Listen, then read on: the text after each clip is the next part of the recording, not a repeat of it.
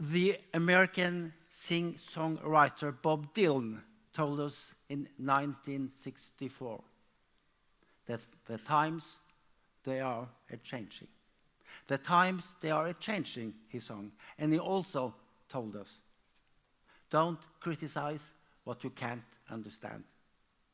So then, what is changing? And what do we have to understand? Welcome to this opening panel on the great shifts, the overview panel at this High North Dialogue. And first of all, welcome to Ine Eriksen Søreide, which hopefully she's not with us, okay? Ine Eriksen Søreide is a member of parliament.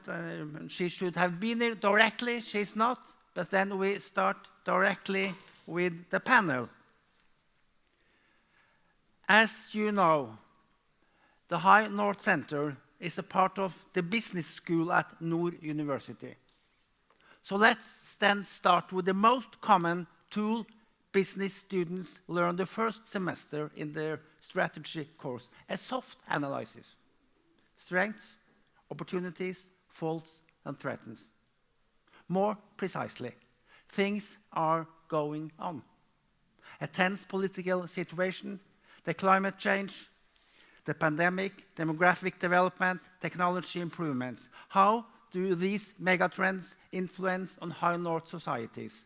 What are the opportunities and threats, and what do important stakeholders and players in Nordland do to catch the opportunities and avoid the threats to come true? To answer these questions, we have got a great panel today. First of all, Linda Helene Haukeland. She is Executive for Planning and Business, Nordland County.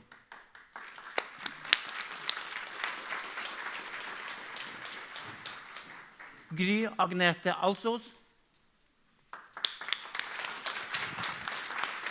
Gry is Dean at Norwegian University Business School and Professor of Innovation and Entrepreneurship. Nicole Natale Furnes.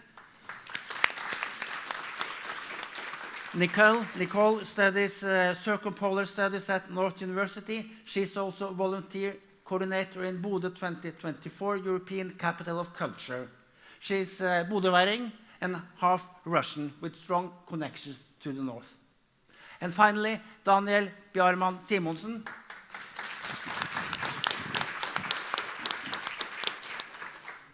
Regional Director in Nordland at the Confederation of Norwegian Enterprises.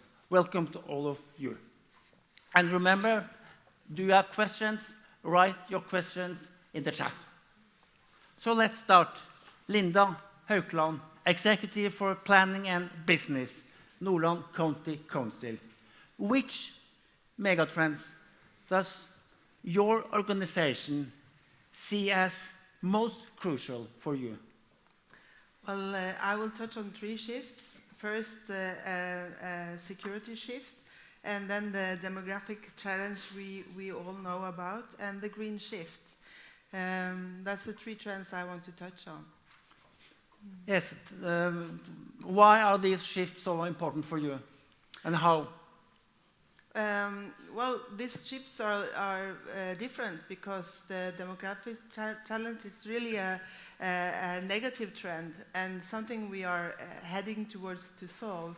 And the other shifts are really giving opportunities to our region, to Northern Norway and the High North, in several ways. First, we have the answers for the green shift in some areas. We are one of the largest seafood regions in Europe, and we have the green industry with solutions for the green shift, which now is transforming our cities, and it's creating thousands of jobs. And we are also a region of rare earth minerals and essential minerals, which is really crucial for the green shift. And to touch about security, we have the best site for space industry in globally in Andøya, and up and coming commercial space industry. which is really important. And as well, we are part of the democratic Arctic, and that's also very crucial in order to have a stable and good solution to the green shift. So actually you say that the green shift is mostly an opportunity for Nordland County. It's as the EU strategy, it's a growth frame for us, yes. But as to the demographic development, not good news.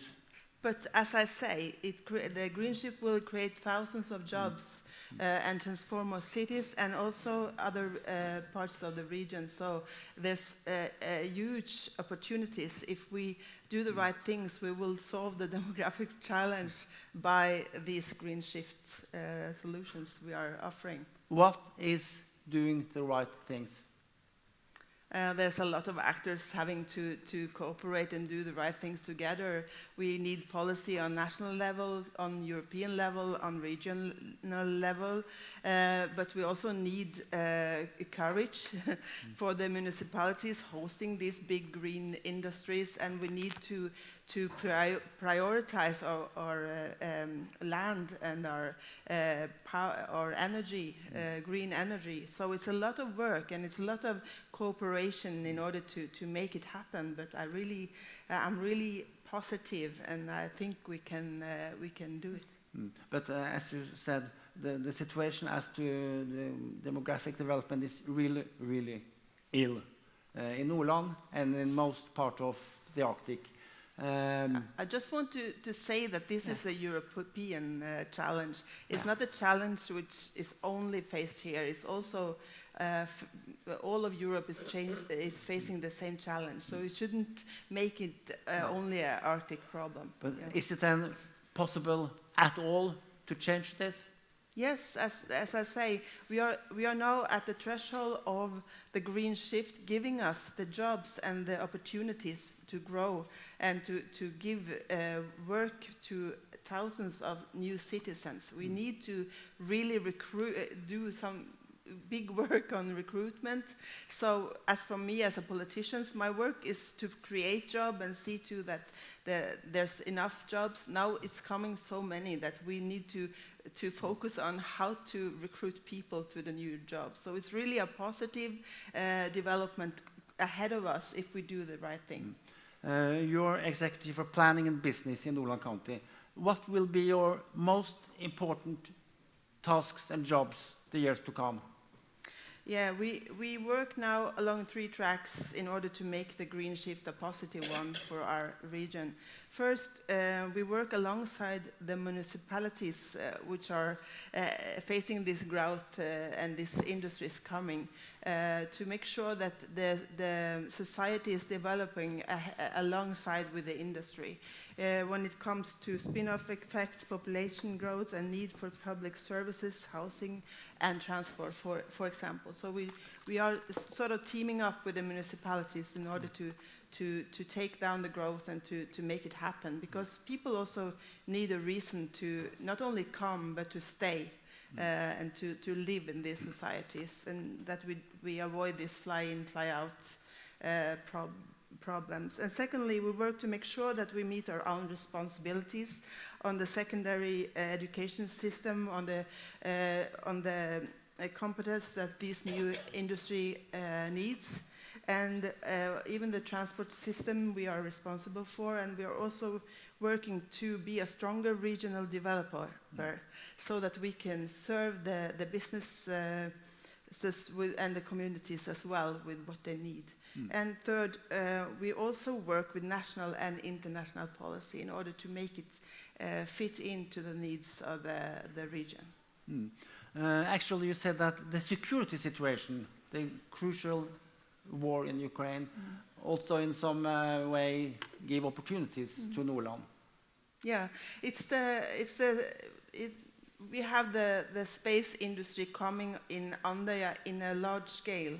And of course, this is really about communication and information, and it's even, of course, it's a it's an issue for the dependency as well, that we can find the solutions, and it's also a secure place. It's a democratic place for a space industry, and which is really crucial also. So we see that as a big trend. We know the war in Ukraine, it affects us all emotionally, but we also know that it will affect the world on a long run, and that we need this democratic basis in order to develop the space industry as well.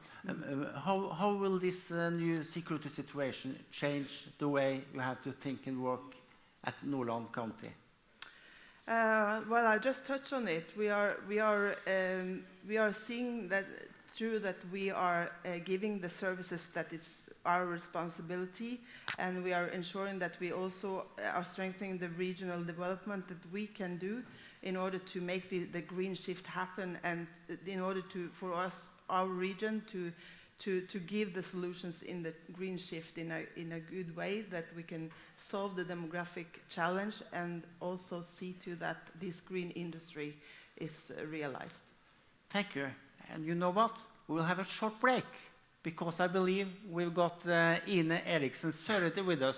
Just don't walk, don't go away. Ine Eriksen Søreide is member of the parliament representing the Conservative Party. She has been Minister of Defense, and for many years she held the position as Minister of Foreign Affairs. Actually, the first female foreign minister of Norway. So, welcome, Ine Eriksen Søreide. Can you hear us? I can hear you. Can you hear me? Yes, perfect. Perfect. Wonderful. Wonderful. I see you. We have been talking about the great shifts and megatrends of today. How will you describe, in short, the big picture regarding these shifts and the Arctic? Well, I mean, for us as Norwegians, the Arctic and the High North is one of course, our most important strategic area of interest. And in addition to that, we have some 9 to 10% of our population living in the High North, which of course is substantially higher than many other countries. And that also gives us some particularities in the North that other countries do not have to the same extent. One thing is, of course, that we have the opportunity to make use of the enormous natural resources we have. The oceans you pointed to as one of the areas where we are working very solidly over many years to focus on the resources, and also the strategic placement of the High North for us as well. But also the fact that we have universities, hospitals, we have competency way above what we could expect in many other parts of the Arctic, and that is also why we have very good, I would say, a very good starting point for the shifts that we're seeing right now. At the same time, there are major security policy shifts, and they will not be over in the short term. It means that we have to be more agile, we have to be more alert, and of course cooperate very closely with our NATO allies and also our neighbors who are not NATO allies, who also have Arctic areas. Thank you. As Anniken Huitfeldt said, the High North in Norway is resilient, but we have to take further steps. Now I can't hear you, I'm sorry. Now I hear you. Anniken Huitfeldt just said that the High North of Norway is a resilient society, but we have to take further steps. Which steps will you say is most important? Well, as we pointed out in the white paper on the High North that we presented a year and a half ago, we wanted to make sure that we have a very strong and resilient population living in the North. It's one of our best ways of taking care of our interests in the North as well. That has nothing to do with the sovereignty issue. That is undisputed. That doesn't really have an influence on how many people who live there or not. But in order to take care of our interests, to develop the society to be more resilient, we have to have people interested in not only living in the North, but developing the North. And with such, I mean, I've been living in Tromsø for many, many years myself, and I know that it is a wonderful place to live, a wonderful place to grow up, and also a wonderful place to start new businesses, to work and to study. A war is currently raging in Ukraine. What will this mean for societies in the High North? I think it's one very important lesson from this, and that is that it's the same Russia who is now attacking Ukraine, who is our neighbor. It is not two different Russias, and we have to deal with the world as it actually is. And right now, the world is, in a way, a perfect storm where we have war in the middle of Europe again. And we cannot shy away from sanctions or retaliations against Russia when they are committing war crimes and when they are invading another country yet again. It's nothing new from Russia's side. They've done so before, and we just have to take into account that will also change the relations in the north, as they were after 2014 and the annexation of Crimea, but now, of course, in an even more profound sense than what we saw then. Will we ever come back to the normal, to the happy 90s? Well, with Russia and the Putin regime acting as they do, the answer is no. Many major changes are happening at the same time. How do you believe Norway as a nation can make the best possible use of new opportunities and meet the threats? Well, I think you point to something very important when it comes to the High North, that there are enormous opportunities, as I mentioned in my first answer. And many of them are listed, and also we have a lot of issues in the white paper on how to develop these opportunities. But in addition to those enormous opportunities, we also have to be very mindful of new challenges that arise in the north. That is the reason why we started, when we were in government, and the new government is now continuing the same policies, which I'm very happy for, to rebuild our defense forces in the north, to move much more of the activity of the armed forces up north. And that has to do with the changes in the threat picture that we're seeing in the north, not directed against Norway, but because we see that we have a neighbor that is more unpredictable and more dangerous. And that is why it is important for that development to continue. Representatives of local authorities, business, and the youth are discussing here the major shifts and the High North. What do you believe they should emphasize?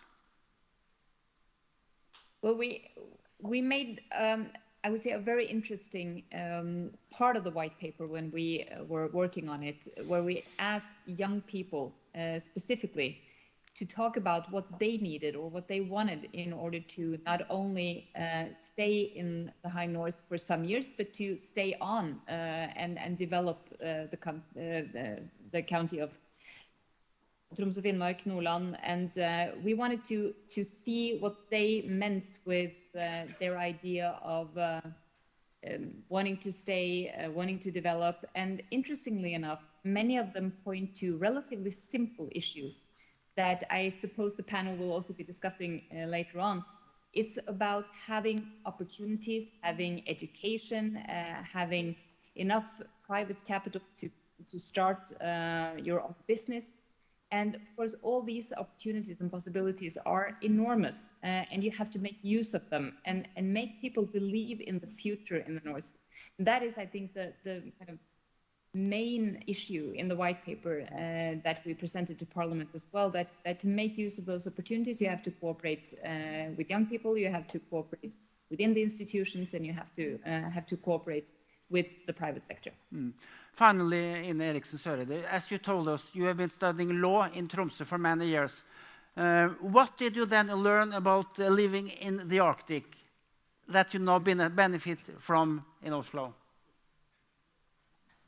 Well, I spent 10 years of my life in Tromsø, which were 10 very, very good years. And of course, that can be a bit strange to say to someone in Bodø, but Bodø and Tromsø are, in my opinion, wonderful cities to be in. I think two of the most important things I learned were the opportunities and the geography. And one of the things I did, both when I was Defense Minister and Foreign Minister, was when I was talking to my colleagues about the High North, how strategically important it is, how many opportunities there are, I usually turn the map upside down.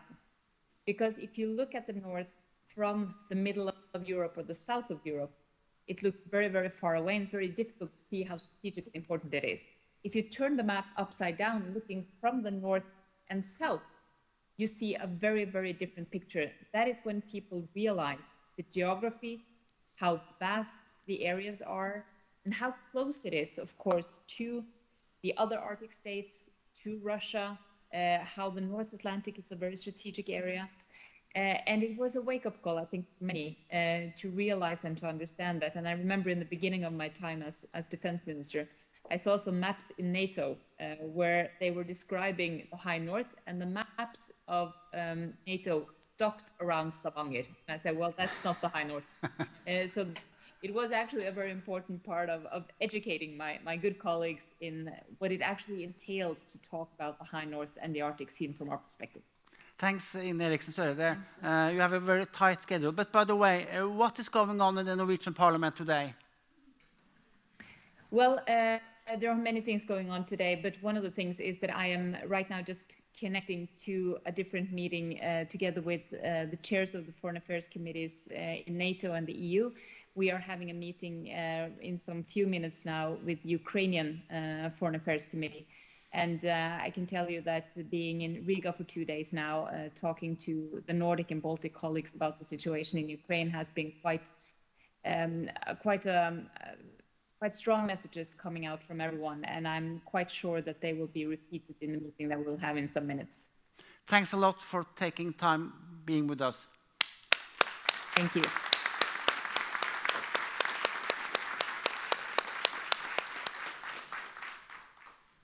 I'm sorry, Linda. I had to interrupt you. She had 7 minutes for us today. What did you hear? Yeah. What did you hear? Yeah. Well, she really said that the High North is crucial and really important, and she also said something about security, that even the patterns of settlement is important, that we have people all over, and it's really special for this region. We have people settled all over, and it's a very important thing that we perhaps are not too much aware of. So we cannot only build our cities, we need to build our municipalities that are small as well, and we need to have this aim of people living everywhere.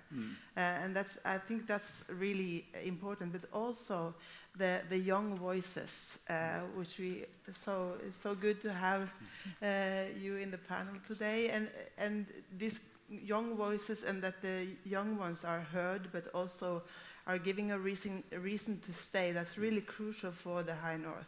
And I think we need to build our societies in another way, and we need to build them for the future. Yes. We remember that both the Foreign Minister Huitfeldt and Eriksen Søreide told that we have in the High North of Norway resilient societies, but we have to take further steps, right? Nicole, you have heard two ladies, Linda from Nordland County and the Member of Parliament in Eriksen Søreide. What have you been thinking during this talk? Like Linda, I am very positive for the future. Nordland is doing great right now. Unemployment rates are low, businesses are doing great, and we export more than ever. But we also export more than ever young people. All over the North and Europe, young people tend to gravitate towards the bigger cities. Only last year, we lost over 1,000 young people to the South. Over 10 years, that makes 10,000 young people. We cannot afford to lose 10,000 young people, future employees in this region. Who will solve the green shift and the global climate crisis without young people? we have to make them stay. And to do that, we have to do the right things. I believe that we have to do several measures to solve the demographic challenge in the north. That is to strengthen the universities. 7 out of 10 students that study in the north stay in the north. I also believe that businesses must reach out to young people. We must learn about the opportunities that exist in this region, all the great opportunities such as Andøya Space Center and the green industrial projects happening right now. Finally, I think that more positions in the businesses must also be advertised. How are highly educated young people in the south supposed to apply for jobs in the north and come up here if jobs are not advertised, if they only go by contact? So that is also an important measure. And like Linda, I believe that we must invest in culture. Culture brings people together. We people are wired to connect. We need meeting places. We need culture. And by culture, I mean everything that brings us together. From sports events, concerts, meeting places like this conference, and libraries like the one we are standing in right now. I believe that we must prioritize and invest in meeting places and culture in the north to connect people. Thanks, Nicole. You know, Linda has a lot of money. If you had her position, what would you have done to improve the possibilities for young people to live in Nordland? Firstly, if I were to move somewhere, I would look at the job opportunities. Secondly, I would look at the cultural offer in the region. Because we young people, we do not only look at the jobs, we also care about what to do in our leisure time, what to do, what culture offers that exist in a region. So I would invest in culture. I think that is very important. Also, I would start recruitment to the businesses already in primary school. I would do solutions like company visits, education fairs. I would also have more of internship solutions for students and connect pupils and students better to the local businesses. I think that are some important measures that the county can do. Thank you. Hogne, do you have any questions? Not right now. Okay, fine, thank you. Daniel Bjarman Simonsen, your business. They've been talking about business, but your business, you're in charge of business in Nordland. What have you been thinking while listening to the foreign minister, to the member of parliament, to Linda Haukeland, and to Nicole? Well, first of all, I think I heard it all before.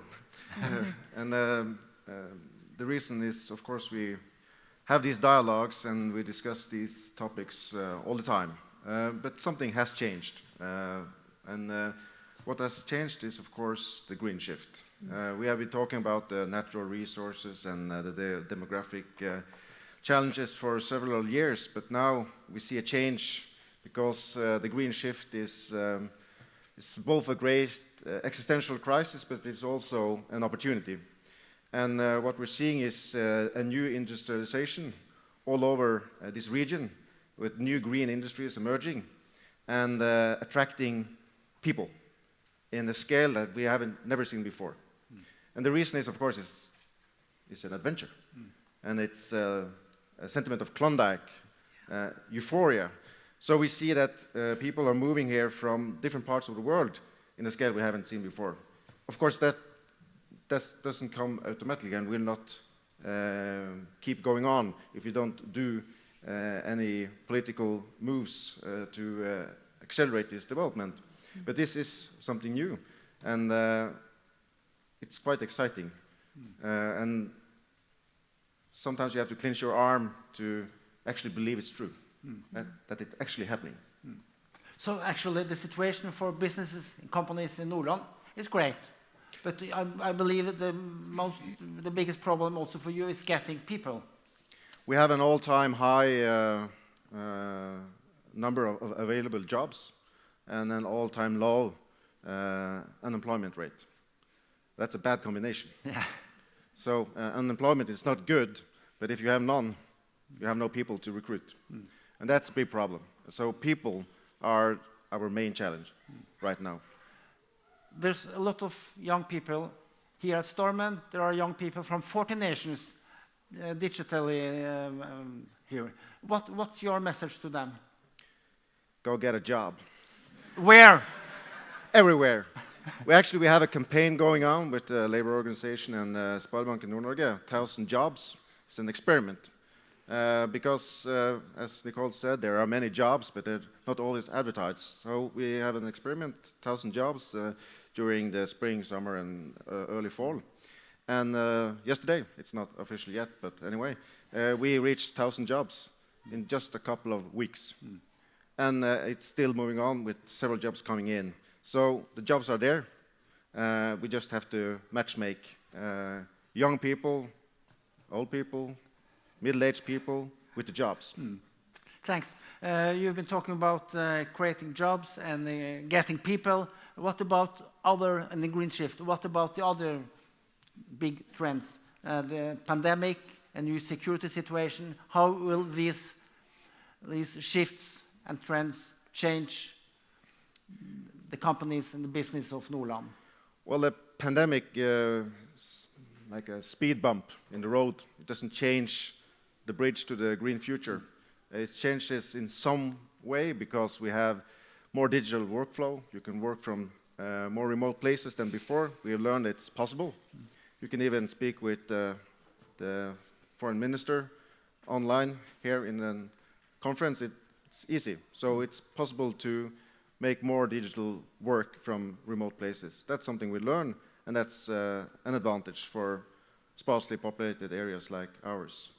And also, we have learned that we have to shorten the value chains because we have some crucial resources we need to be self-provided on. And that's also something that's challenged in this just-in-time ideology in the world trade, which makes us reindustrialize our part of the world. And that's something that will create more jobs and more opportunities in the years to come. But in Eriksen's story, they told us that we will not come back to the normal, the happy 90s as to the security situation. Is that a problem?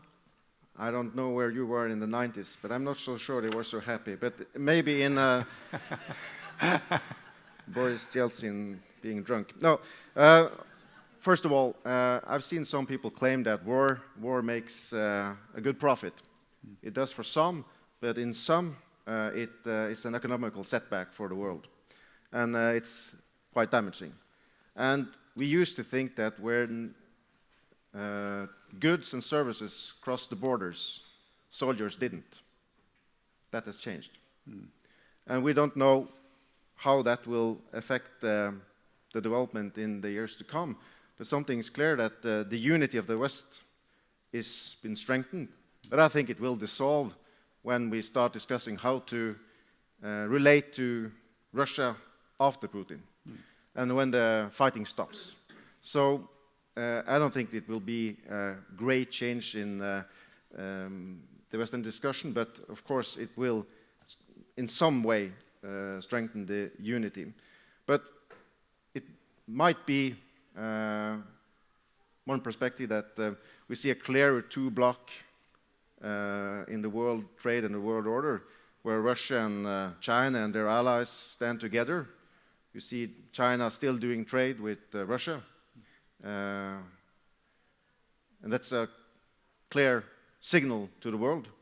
And we see a more united Western world with our allies. So a two-blocked world, which is damaging, of course, for the economical growth in some. But it will be more like, we should not call it a Cold War scenario, but something more similar to that, a two-block world. And you look forward to the post-Putin era? Well, you never know what you get when you kill a tyrant. You might get a new one or a worse one. So the post-Putin area, well, Okay, let's go down to the earth. You have just heard Linda Haukland talking from Nordland County. Give her one advice. How could Nordland County better serve and make Nordland a happy business county? well, I'm not into. Well, I was going to do a joke, but Linda and her people are actually doing a great job. And this new industrialization has been demanding a lot of resources from the local municipalities, and they can't do the job alone because it demands a lot of planning skills for those housings, industrial areas, and you need a lot of analysis capacity to know the scenarios for how the society is going to develop. So the county has done a great job supporting the local municipalities and local businesses to prepare for what's coming and what's going on, especially in Mo i Rana, Narvik, and now Mosjøen, where there are a lot of new industrialization, which demands a lot of planning and analysis capacity. So that's the main thing they're doing, and they should do more of that. What he should do more about? Well, I think he's also doing a great job. I think the sense of urgency in our region is really getting us together. So we are really hands-on on each other's work, and we are cooperating strongly. So I think I have it's a dull answer, but it's do more of the same as well for Daniel and his crew. So it's really a good team now from different sectors and also from private sector to team up and to build something strong in the region. And Nicole, you've been listening to Daniel. Give him a grade. I would like to applaud the project 1,000 Jobs. I think that is a great project and measure to communicate the job opportunities that exist in the region.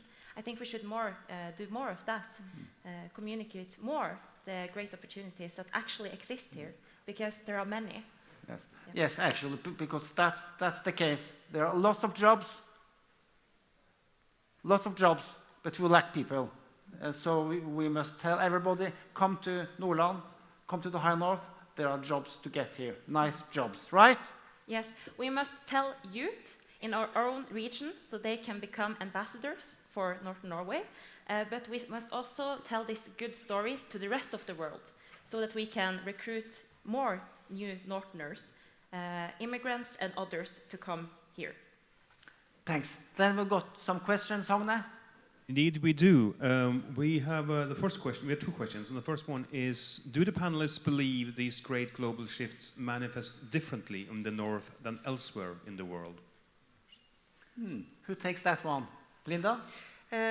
Truly, we have a response to them. As the green shift comes and is here, we do have the solutions. We even have an industry working on not carbon capture but carbon usage, how to use carbon for new materials.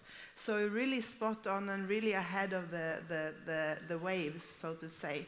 So I really think that our response to the shifts are a good one, and it's to think about this as an opportunity and also to like a gift towards the demographic change is really a shift. Is really crucial. Yeah. So your point is that actually the solutions are here. Yes, the solutions for the green, not all of them, but some of them, we really have regional solutions for the green shift in our industry, when it comes to sustainable food, when it comes to strategic needs for Europe and autonomy for Europe, and when it comes to other areas such as space and even for a stable democracy is really a big need. So the green shift is really giving us the opportunity to grow also in numbers. Yeah. Daniel? Well, we share a border with Russia, not with Putin. and at some point Putin will be gone. And we have been interacted with the Russian people for decades, and will so in the future as well, both culturally and also in trade. The trade with Russia has, of course, decreased since the Crimea crisis, but that's also a crisis created by the Putin regime. So hopefully, at one point, we will start interacting again, and hopefully trades and goods and services will be crossing the border, also people, so we can reunite the great relationship we have had for several years. Thanks. Another question, Hogne? Yes, now that the Arctic Council, the main existing platform for policy and cooperation in the circumpolar north, has suspended its operation, what do you see as the main arena of transnational collaboration? Who wants to take that? Say it once more, Hogne. Yes. Okay, what do you see as the main arena of transnational collaboration now that the Arctic Council, which has been the main existing platform for policy and cooperation in the north, now that they have suspended their operation? Okay. I'm not sure if this panel is the right answer, but we can try. Arctic Council is not what Arctic Council used to be. Does anybody have an idea what should be the next forum arena? I believe it's a too big question to be answered here. Yeah. I'm sorry, we'll take that in a later panel. Thanks. Gry Agnete Alsos, you're a dean at Nordland University Business School, and actually the Minister of Foreign Affairs mentioned special education and research, and you're also a professor of innovation and entrepreneurship. You've been listening to these people for 45 minutes. What's your reaction? Well, I think they have said a lot of wise things and a lot of things that I agree with, and I think also that I explained the situation that we are in a very good way. One thing that I missed that I think they have talked too little about is knowledge. And I think knowledge is extremely important for handling the shifts that we are facing, both the challenges that comes from them, but also the opportunities that comes from all these shifts. And I'm a little bit worried about how we treat knowledge in society today. First of all, we have the challenges with what is real knowledge as opposed to fake knowledge, and I think that we have had that for a while now, but I think it's been increasingly relevant now due to the war. But also, I'm worried about the tendency internationally, but also in Norway, to devalue knowledge. Talking about knowledge as something that is not as important as common sense, for instance. And I think that's a very dangerous trend. So I really think that we need to step up for developing, disseminating, sharing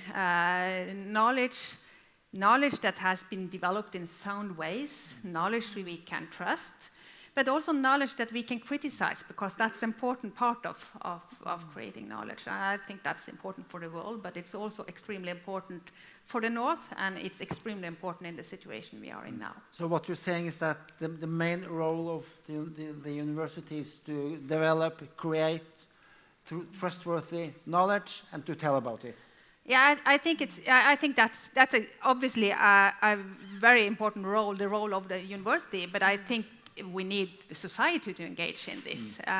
We need politicians to value knowledge. We need the businesses to value knowledge and to ask for knowledge. I could challenge Daniel by saying that he should tell his members that when recruiting people, they shouldn't look for someone that are similar to themselves or similar to their employees. They should look for someone that has even more knowledge, that are even higher educated, and perhaps also even younger, because that tends to correlate. So we have, for instance, a big debate, I think, at least in northern part of Norway about whether higher knowledge or more vocational knowledge is important. And of course, all types of knowledge are important, but I think it's important in that debate not to think of academic knowledge as something that is, strange. And we have an education level that is lower than in the south, and I think we should see that as a challenge, meeting this shift. And you believe that the business and the politicians should emphasize knowledge higher? Yes, I think so. They are emphasizing it as well, so let me say that. So they are a big supporter of, but I think that is something that needs to be talked about even more. You have got lots of students here. Yep. When they leave your university, how will they be ready for the future in the High North? I think one of the most important things you learn at the university is to learn to acquire knowledge. And it's important to take that learning. So when you leave the university, you shouldn't be, you think, well, now I have my degree, I'm ready, and that's all I need. It's also a learning about how to acquire knowledge. By being engaged in reading literature, research-based literature, listening to people, taking part of debates, being curious and try to investigate themselves to find out solutions to problems. All these activities are what prepare them for the future, regardless of the choices of what careers they want and what kind of jobs they want later. I think that those are the most crucial things. When we educate people at Nord University and at the business school, we are also, we have students from all different parts of Norway and also from all different parts of the world, as we have here. And I think that it's important for us to teach them also something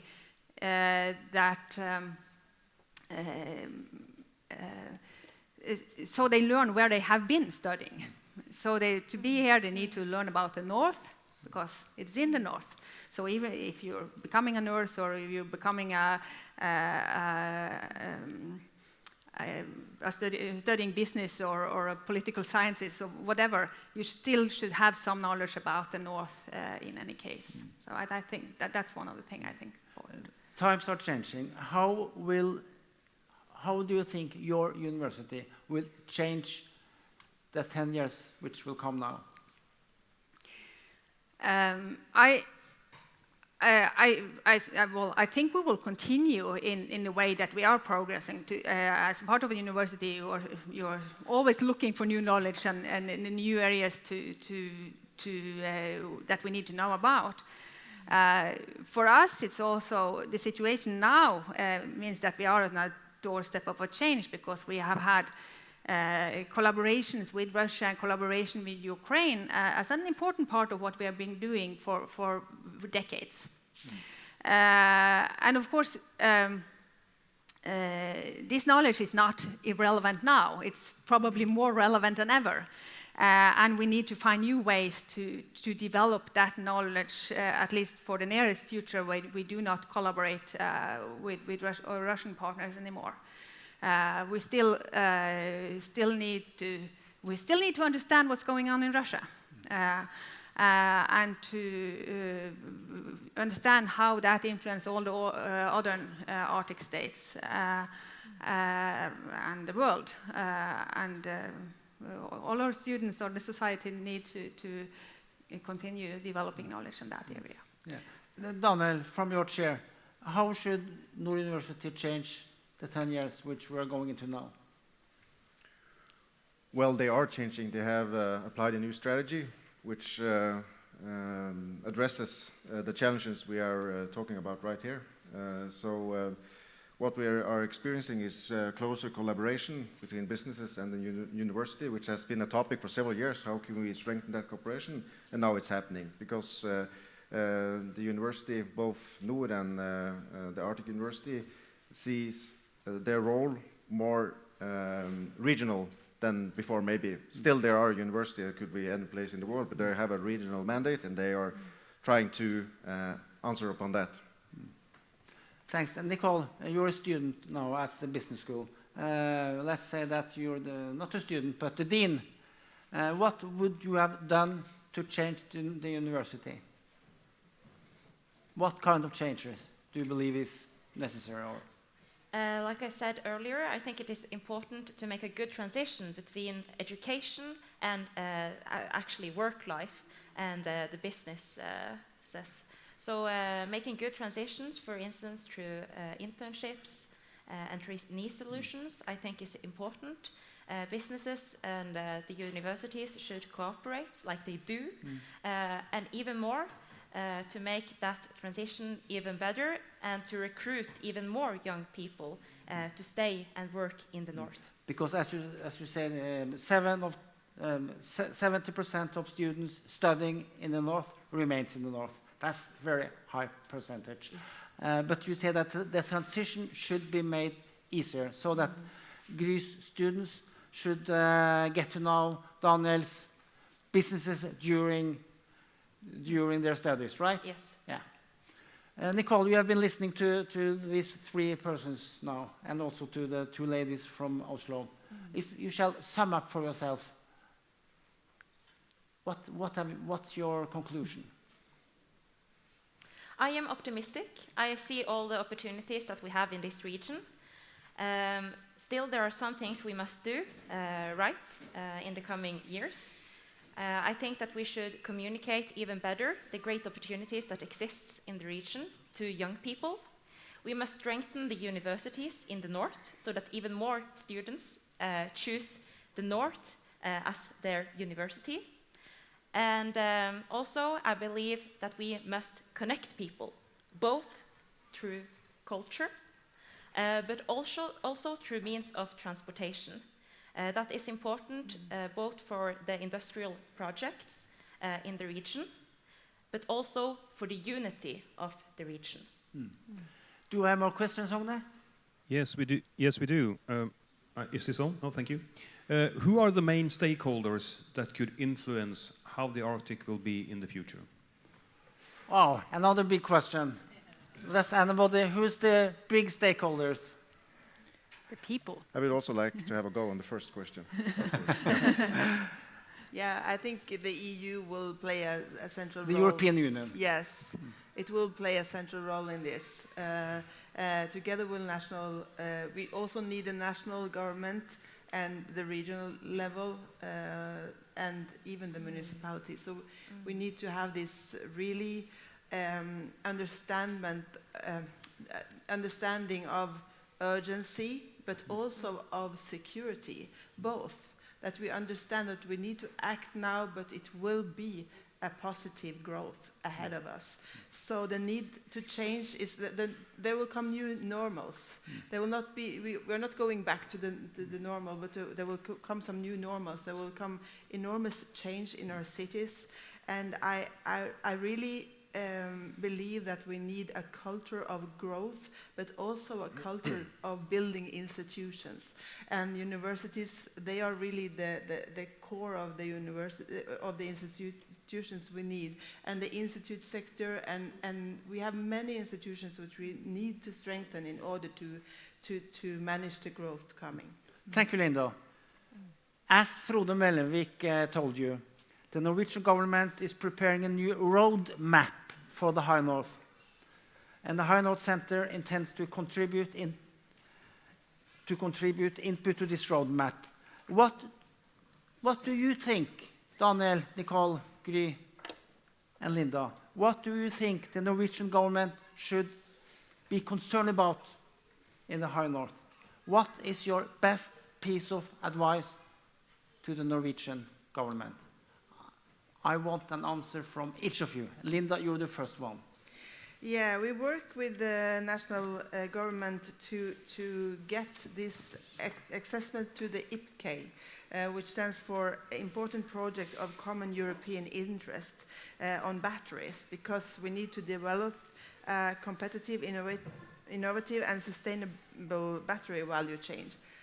So in order to compete with others, we need to come into this IPK to get the possibilities there. We see that other states, as Finland, the United Kingdom, and Sweden, have very active states, and they are supporting and doing a lot for the municipalities' experiences in growth. And really think this is a crucial side of it, that we are succeeding with supporting the municipalities and the industry. You're talking about small societies, actually. It's our cities, but they are small. Yeah. Agnete? Yes, I will go back to what I think that a High North plan or policy or roadmap also needs to have a focus on knowledge. And it is important, as Linda mentioned, to develop the knowledge and competence related to the industries, the new industries, both in batteries and others, green technologies. However, I think it's important to also include knowledge from the social sciences. It's important that we develop knowledge in the North, have the knowledge in the North, about the societies, about what young people want, about democracy. Having knowledge among people is probably the most important thing for keeping democracy.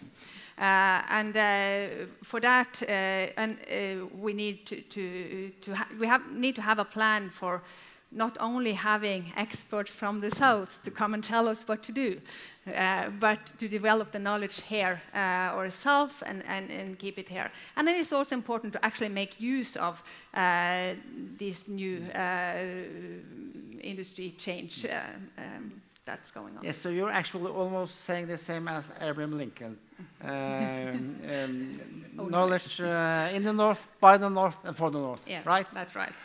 Nicole, your best piece of advice to Prime Minister Gahr Støre? Strengthen the universities, broaden their offers. Secondly, I think that we can utilize the subject in primary school called utdanningsvalgfag. It is a subject where you learn about what opportunities you have in the fields of studies and work. I think we can utilize this subject better and give more knowledge here about the local opportunities in the businesses. And thirdly, I think that we should connect people even more through means of culture and transportation. Transportation that we use in our everyday life, such as ferries, buses, and planes. To connect this region, that is good politics, both for the industry and also for the unity and connectedness of the region. Could I first comment on the two questions? Yes. Shortly. Big players, foreign capital. Foreign competent capital will be a big player in the Arctic in the years to come.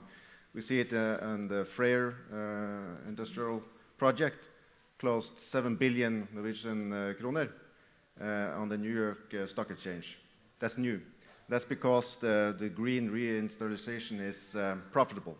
So we'll see a lot of competent international capital moving in, closing the gap between good ideas and the need for capital. That was the first question. The second one, which was the great one on what arenas for dialogue in the future. When I was in government, I worked on increasing trade with Russia within the sanctions, the Crimea sanctions. And that was quite difficult because the sanctions were quite strict. Now they're so strict it's only gas almost moving out. But I think we have to remind ourselves that extraordinary times needs extraordinary measures. So when all dialogue is suspended, it's temporary. And it's temporary because now we want to make a push on the Putin regime and try to make it resolve itself from the inside. I don't think that will work, but that's one of the goals with the sanctions. But if this continues for too long, and also after the fighting stops, then there will be moving more soldiers across the borders. So it can't continue. So when the fighting stops, we have to re-establish the arenas for dialogue, and the Arctic Council will be one of those. We won't have to try to recreate the world. We have good arenas and good institutions. So to the Question to add the piece of advice to the Prime Minister. The Arctic is not a roadmap or a white paper on how to solve the SDGs or the Paris Agreement goals. We are in fact doing it as we stand there talking about it. There are no needs for glossy pictures on a far future of great opportunities. We are just doing it right now, just plain green business. And but if I should give some advice, I will emphasize on people. And Nicole touched upon it, but better physical mobility is key. And it's key for both expanding the work market, the love market, and the living market. Love market. Love market. Love market. You have a Tinder, you know Tinder? You can put on a reach, so how many people can I reach on Tinder? And if there are no buses, no planes, no trains, no boats, well, the reach is quite low, small. And the market is small. Living on the rest. And we all need to be loved. So love market is key. And I think it suits the NHO to talk about that. But of course also better digital mobility. High-speed internet connection for all businesses and households are also key, because then you can do business from everywhere, anywhere. And one for the county council, better planning skills in the public sector. So they are able to both plan for housing, culture, and new industry. Thank you. As Bob Dylan told us 60 years ago, times are changing, and he said more, and you better start swimming, or you'll sink like a stone. And keep your eyes wide, the chance won't come again. Give a hand to the panel.